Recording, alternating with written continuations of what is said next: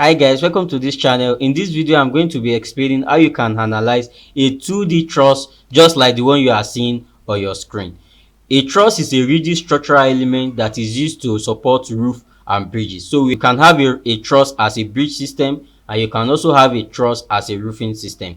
So trusses consist of two main members.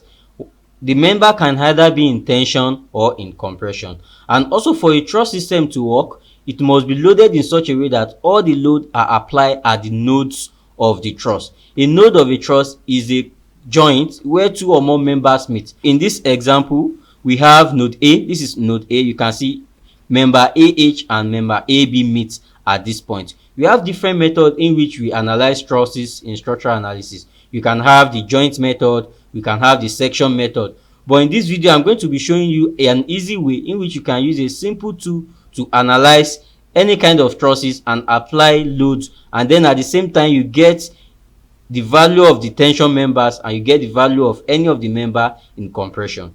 So this tool is called the F2. I've already made a video on how to use F2 generally. You can check the top right corner of this video in order to get that video. It explains to you the basis of F2, how to model on it, to create beam, 2D frames, and in this video we'll be talking about trusses.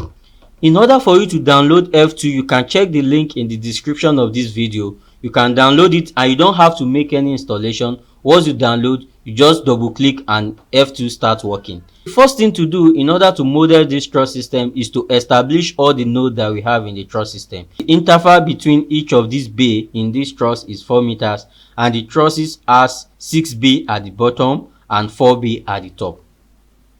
Then we have a series of load applied at the bottom chord, as well as some load also applied at the top right corner of this truss member.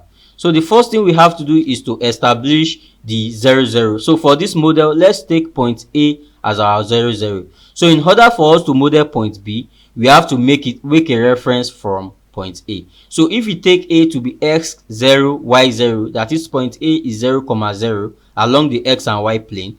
So F2 is actually on x and y plane. So you come to keyboard mode and you click on nodes. To insert node, the first node we want to insert is 0, 0. So you change your y to 0, you change your x to 0, and then you click OK. So once you do that, you can see that a node has been created. So we are going to take this node as our point A.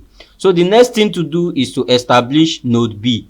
Node B is 4 meters from here along the x-axis, and it's on the same plane along the y-axis. So that means along the y-axis, node B is 0, and along the x, node B is 4. So we do the same thing for the remaining node. Node C is going to be 8, D is going to be 12, E is 16, F is 20, and G is 24. So that means we have about 6 bay. 1, 2, 3, 4, 5, 6. So this completes what we have at the bottom part of the truss. The next thing we have to establish are these joints, joint H, I, J, K, and L. Along the y-axis, each of these joints is 3 meters from A, but along the x-axis, they are 4 meter interval from A. So that means node H is going to be 3 meters, and then is going to be 4 meters here. So this is node H. The next one is 8 meters. The next one is 12. The next one is 16. And the last one is going to be 20 along the x-axis. So now we've been able to model each of these nodes. The next thing we have to do is to create these members, each of these members. And to do that on F2, all we have to do is to connect this node together, and then we can form this truss system. So in order to do that, we come to F2, and then on F2 you come to insert member. Then in order to insert member easily, we have to uncheck the keyboard mode by clicking on this and then click on insert member. Then you can insert a member. If they are on the same parallel line, you can just click all through. The software is going to break them node by node. Then the same thing we can do for this side. So now we've established the top and the bottom member of this truss system. The next thing we have to establish are the bracing elements at the middle of the system. So we have this cross bracing, we have something like this, then we have something like this as well. We have a vertical member here, and I think there's also a vertical member here. Then we now have something like this going this way, like this. And then we have another member like this.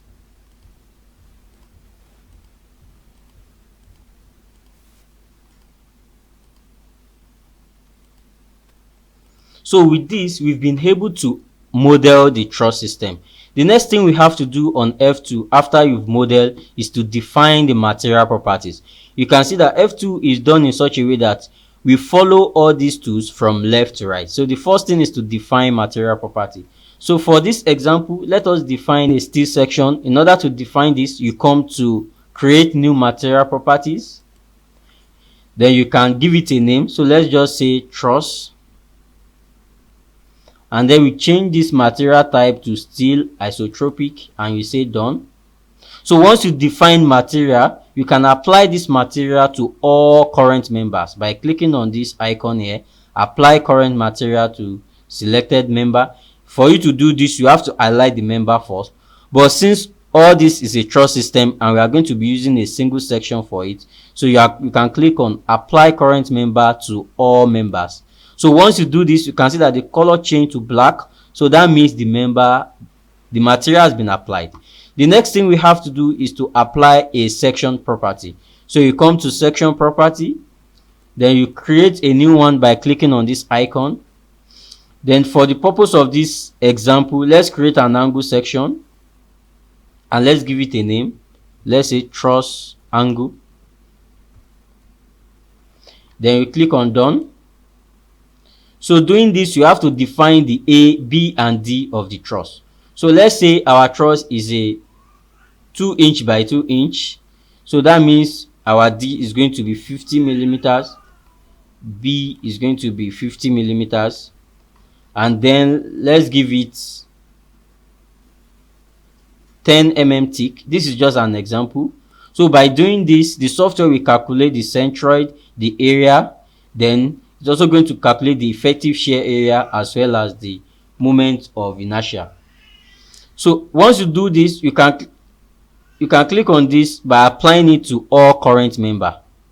So this has been applied. In order to confirm, you can select and use this apply to all selected members. Then the next thing we have to do is to define the support. For this example, we have two supports. We have a pin support at this node, and we also have a roller support at node C. So we have to define two supports. In order to define a pin support, so you select this node. This is a pin support. For a pin support, you have the displacement is fixed along the X direction and along the Y direction. But a pin support allows free rotation. So because of that, we fix only X and Y, and then we apply to selected node. So this is a pin support. Then we have a roller support at this node. For a roller support, we only fix the Y direction because a roller support is allowed to move along the X direction, and it can also rotate. So apply to selected node. So we've been able to define the two supports. The last thing we have to do now in order to analyze this truss is to put the appropriate load. We have a load of 30 kilonewton, 60 kilonewton, 40 kilonewton, and 60 kilonewton as well attached to this structure. So let's define the 30 kilonewton first. But before we do that, we have to apply a moment release to all these members. The reason why we have to do this is because we are analyzing a truss system, and in a truss system, the member cannot take moment. They can only take axial forces. And in order to incorporate this on our model, we have to apply a moment release to all the members. To do that, we have to come to rotation release, select each of these nodes, and then you hold the shift key so that you can select multiple nodes. Do the same thing for this one. So now that we've selected the node, then you can click on this. So once you see this cycle at the node of the truss, it means you have applied a moment release or rotation release at the joint or at the nodes. So now you can now apply your forces. So we have a 30 kilonewton, 40 and 60. So all we have to do is come to nodal loads, and then we define the first one, which is 30 kilonewton. We say done. Let's define 60 kilonewton as well. But this 60 is vertical. We have vertical and we have horizontal. Let's define another 60 kilonewton, that is horizontal force.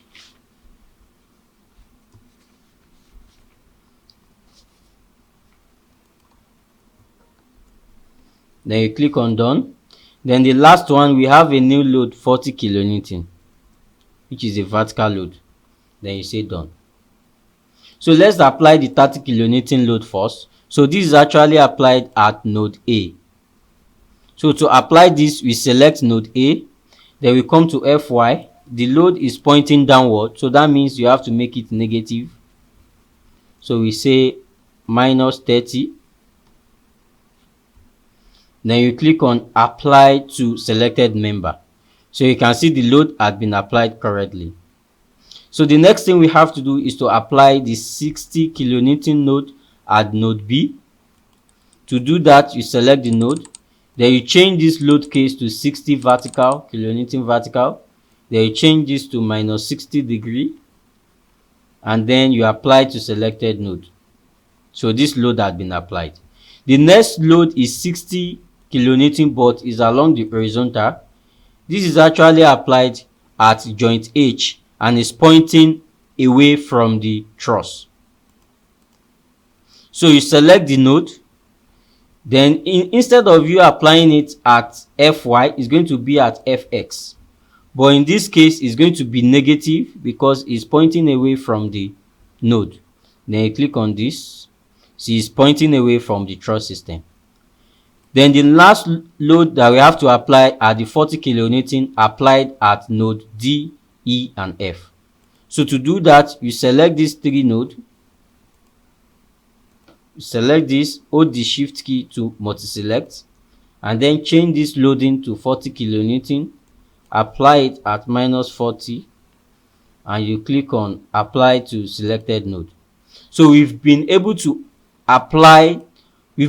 model this truss system on F2, and then we've been able to apply the necessary load.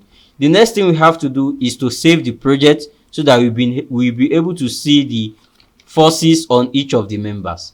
So you can come to axial force. Once you click on axial force, in order to see the tension and the one in compression, you can click on axial force. The software will ask you to save. Then you can say trusses, truss 1. This is example 1.